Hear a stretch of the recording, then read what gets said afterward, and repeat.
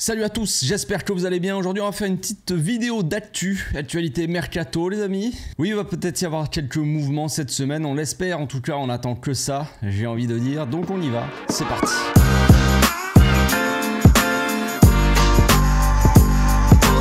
Au passage, n'hésite pas à nous rejoindre si c'est pas encore fait et à partager la chaîne autour de toi, ça fera plaisir à tonton. On est la mi-août, et il serait temps d'accélérer un peu les choses. Bon, le club travaille bien, concrètement le club travaille plutôt bien, il y a des sorties qui se font petit à petit, voilà, on avance. Il y a eu quelques transferts, tout ça qui ont été utiles à l'équipe. Maintenant, on attend toujours le même, évidemment, on attend comme ça devant notre monde, devant les écrans, on attend qu'ils annoncent Joao Cancelo, on attend d'avoir un vrai latéral droit enfin dans cette équipe. Ça fait très longtemps qu'on attend un vrai latéral droit. Alors je dis pas, moi Koundé il a dépanné la saison dernière, il a été plutôt bon, j'ai bien aimé, voilà, on apprécie le travail. Maintenant on espère avoir un vrai latéral droit, un mec qui va aussi, un top joueur déjà, qui va changer aussi le visage de cette équipe là, qui finalement on a cruellement besoin. Alors c'est même pas parce que Retafe voilà, nous a posé des problèmes que d'un coup il faut changer toute l'équipe, que c'est la catastrophe. C'était pareil la saison dernière, pourtant on a été champion. Donc c'est pas non plus, tu vois,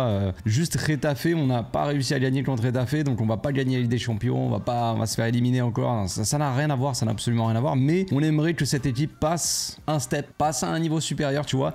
Et avec un joueur comme Cancelo, je pense que ça peut être le cas, évidemment. C'est un joueur non seulement qui t'apporte, bon, évidemment c'est un latéral droit qui va pas t'apporter plus que Araujo défensivement, tu vois, concrètement. Mais offensivement, ça t'apporte énormément de solutions. Un mec qui a une qualité de passe comme ça, une vista, un jeu de passe aussi qualitatif dans l'équipe, que ça soit au cœur du jeu ou sur un côté, ça va faire du bien, ça va faire énormément de bien. Donc on attend énormément cette signature. Là, il y a du mouvement. Là, le club, c'est jour férié aujourd'hui en Espagne. Je sais pas si c'est férié en France, peut-être, je sais plus. Mais en tout cas, c'est férié. Bon, le club, il travaille quand même. Bon, frère, vous plaindre non plus, mais disons que la Porta, tout ça, les Manis, ils ont quand même une réunion, ça bosse, ça veut essayer de faire dégager au plus vite, pour être gentil, Clément Lenglet, ça travaille sur son départ. Donc il y a toujours pareil, il y a des offres d'Arabie Saoudite, des choses comme ça, mais Lenglet, il veut pas se barrer. En tout cas, il veut pas partir en Arabie Saoudite pour le moment. Il préfère rester en Europe. Ça, je l'avais déjà dit la dernière fois, et c'est toujours plus ou moins le cas, c'est ce qu'a dit Gérard Romero. À voir si c'est la réalité, mais c'est sûr que dans un premier temps, il pourrait accepter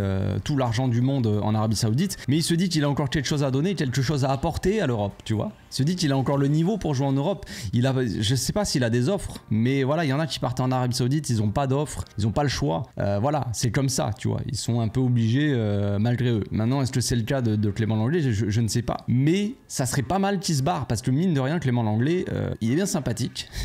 Il a un visage qui me fait un peu de la peine et tout ça. Il a l'air très, très gentil comme garçon, mais il a un salaire monstrueux. Qu'on se le dise, on se le rappelle un petit peu, le salaire de Clément Lenglet, je crois que c'est autour des 20 millions bruts, un truc comme ça. Je parle en brut évidemment, allez pas me dire qu'il touche 20 millions, tout ça, brut. Donc vous divisez à peu près par deux, il doit toucher à peu près le salaire de Lewandowski, le type. Il y a un problème, tu vois, il y a forcément un problème. Donc là, si on arrive à dégager Clément Lenglet, déjà ça va nous faire énormément de place dans le fair play financier, quoi, dans la masse salariale. Et ça serait vraiment déjà une bonne chose, tu vois. Ça en moins. Parce que concrètement, nous, on a dans notre tête Clément Lenglet n'existe pas, tu vois. Même Sergi Nodès n'existe pas dans notre tête. Ils font pas partie de l'équipe.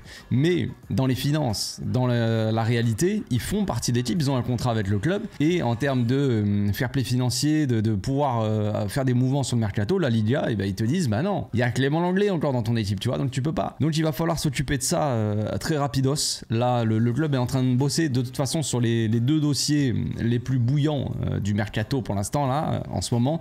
C'est le départ de Lenglet, forcément, qui apporterait beaucoup de choses en termes de place, beaucoup de place dans la masse salariale, et l'arrivée de Joao Cancelo. Donc Joao Cancelo, on l'a dit, c'est la priorité de Xavi, c'était pas la priorité de Deco, c'était, je sais plus si c'est la priorité d'Alemany, la priorité de Laporta c'est Joao Félix, ou c'était Neymar. Neymar on l'a vu, Neymar s'est barré, Neymar est parti en Arabie Saoudite, il va être annoncé officiellement, il a été Here We Go là, de Fabrizio Romano, donc c'est fait. C'est fait, il va partir en Arabie Saoudite. Lui qui, à ce qui paraît, il voudrait revenir dans 2 ans. Une fois que son contrat est libre, il voudrait revenir au Barça dans 2 ans. Alors là, moi j'aime bien l'humour, hein, vous savez, mais Mais là, on dépasse tout humour possible. Là, il y a Fabrice Eboué qui est vraiment au top de, je sais pas, qui est vraiment qui a de l'humour, je trouve. J'adore Fabrice Eboué. Et puis il y a Neymar, quoi. Vraiment, Neymar est au-dessus, je pense. Il est en train de passer au-dessus, quoi. À quel moment là, déjà, c'était limite ton niveau pour revenir, tu vois. C'est un peu discutable, mais voilà. Mais là, dans 2 ans, frère, 2 ans de championnat d'Arabie Saoudite et tu reviens libre. Il faut arrêter la drogue, hein. C'est pas bien, Neymar, c'est pas bien. Ou arrêter le McDo, je sais pas ce que tu fais, mais calmons-nous. Donc là, Xavi, il voulait pas de Neymar, en fait. C'était un peu ça le truc. Xavi était vraiment pas convaincu. En tout cas, c'était pas sa priorité, ce qui est assez logique. La priorité n'est pas Neymar, la priorité est un latéral droit de base. Puis en plus, voilà, il y a d'autres joueurs qui sont des priorités avant Neymar, des joueurs qui peuvent t'assurer un peu plus de choses sportivement parlant, un peu plus de sécurité, quoi. Est-ce que tu signes Neymar pour je sais pas combien de millions? Est-ce combien de matchs il va jouer? Tout ça, on sait pas. Donc c'était assez logique. Là, Neymar, apparemment, il veut revenir, mais tant que Xavi ne sera pas au Barça, il ne reviendra pas. Ben frère, reste là-bas, bien au chaud. Tranquillement dans le désert avec tes petites valises, tu joues avec Ronaldo, vous faites des petites passes là, enfin vous jouerez pas dans la même équipe mais tu m'as compris, puis voilà, vous vous amusez bien. Donc Joao Cancelo, parlons sérieusement un petit peu. Joao Cancelo, normalement ça devrait se bouger assez rapidement, j'espère en tout cas. Il y a eu des réunions là ces derniers jours, ça s'accélère un petit peu. Le Barça, ils veulent un prêt toujours, hein, concrètement c'est ce qui est sorti, c'est qu'ils veulent ils sont en train de travailler sur une offre de prêt avec Manchester City. Tout est réglé, on va dire, entre Cancelo, le club, tout ça, le salaire. Il accepterait de baisser son salaire, je crois qu'il a un salaire, si j'ai bien compris, de 14 millions brut, donc 7 millions à peu près. Il accepterait de baisser ce salaire, donc peut-être qu'il toucherait quoi, 5 millions net, tu vois. Selon la place qu'on a, ça pourrait nous aller, parce qu'il faudrait qu'on signe peut-être, on pourrait en tout cas signer, avoir la place pour signer un autre joueur, plus offensif, peut-être Joao Félix, je sais pas. Il y aura un double Joao dans l'équipe. Je ne sais pas, mais en tout cas, voilà, ça serait une bonne chose. Ça ferait plaisir déjà, c'est une bonne chose. Le mec arrive, comme ça, il fait des efforts, il dit je baisse mon salaire pour venir absolument au Barça. Moi, je trouve que c'est plutôt une bonne chose déjà, c'est un bon point, tu vois. Donc là, l'offre de prêt, ce serait, si j'ai bien compris, le Barça, ils veulent pas faire un prêt payant, déjà de base. On a City qui a accepté de prêter comme ça, avec option d'achat au Bayern, tu vois. Club ami, le Bayern et City. Je sais pas pourquoi, mais ils ont accepté ça, tu vois. Et pourquoi City n'accepterait pas de faire ça au Barça? De toute façon, il y a une petite guerre entre City et le Barça, je pense. Il y a des anciens du Barça qui sont partis à City. Déjà, le club en soi n'était pas trop satisfait que City prenne autant d'anciens du Barça et qu'ils aillent implanter cette philosophie, peut-être, tout ça là-bas. Il y a une petite guerre là comme ça, que j'ai l'impression en tout cas. C'est assez malsain, j'ai envie de dire. Guardiola qui nous dit que quand même, hein, moi de ce que j'ai tout lu sur Guardiola, tout ça, c'est que Guardiola il est dans le partage. Guardiola il accepte de laisser partir ses joueurs, par exemple. Ça a toujours été son message. J'accepte de laisser partir mes joueurs du moment qu'ils veulent partir, et s'ils me demandent de partir, partez, tu sais. Du moment qu'il y a une bonne offre, tu vois, derrière, pas de souci. Bernardo Silva, il est bloqué. Ne peut pas partir, interdiction, pas de négociation, rien. Foutage de gueule un petit peu, mon petit Pep. Je t'aime bien, mais tu te fous de ma gueule. Donc ensuite, il y a le truc de partage de Pep qui laisse ses travaux, tout ça, qui est dans le partage. Lui, il veut pas garder toutes ses idées pour lui, il veut les donner au monde entier, tu vois. Pas de souci que ça améliore le football. C'est un peu du foutage de gueule, encore une fois. Donc on est dans le partage, mais ça dépend de qui, quoi. Donc voilà, le club est en train concrètement de travailler sur un prêt. À ce qui paraît, ce serait un prêt de 2 ans, tu vois. Ça nous permettrait peut-être en termes de fair play financier, tout ça, on est toujours bloqué un peu avec tout ça, forcément. Mais si tu fais un prêt de 2 ans avec obligation d'achat, et une obligation d'achat peut-être un peu plus élevée dans 2 ans, tu vois. Disons que là, actuellement, sa valeur marchande à Cancelo, je sais pas exactement combien elle est, je vous avoue. Je crois, disons qu'elle est à 40, tu vois. Eh ben, tu le payes dans 2 ans, tu vois, à 40, par exemple. Tu la payes sa cote actuelle, tu la payes dans 2 ans.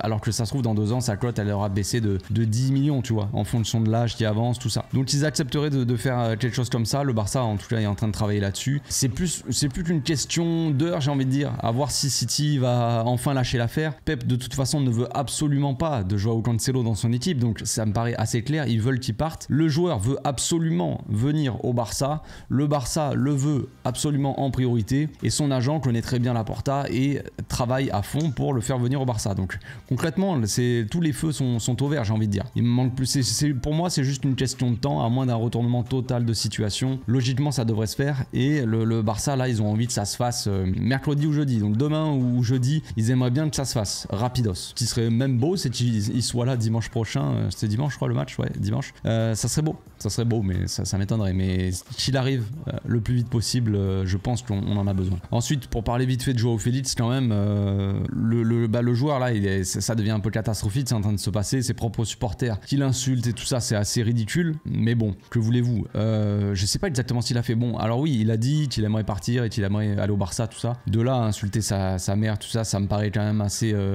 radical. Mais bon, en tout cas, là, le point de non-retour est arrivé pour Joao Félix à l'Atlético Madrid. Il reste plus qu'à partir, j'ai envie de dire. Mais là, concrètement, ce qu'il faudrait, c'est que on signe d'abord les priorités, c'est-à-dire le latéral droit. Xavi, concrètement, c'est ce qui se dit en tout cas. Lui, il veut, du moment que tu me signes Cancelo, après on pourra discuter de Félix. Tu vois, c'est un truc dans le genre. À voir. Par contre, si on signe Joao Félix, il va falloir s'attendre à ce qu'on vende Ansu Fati. Il y a des petites rumeurs aussi qui sortent sur Ansu Fati.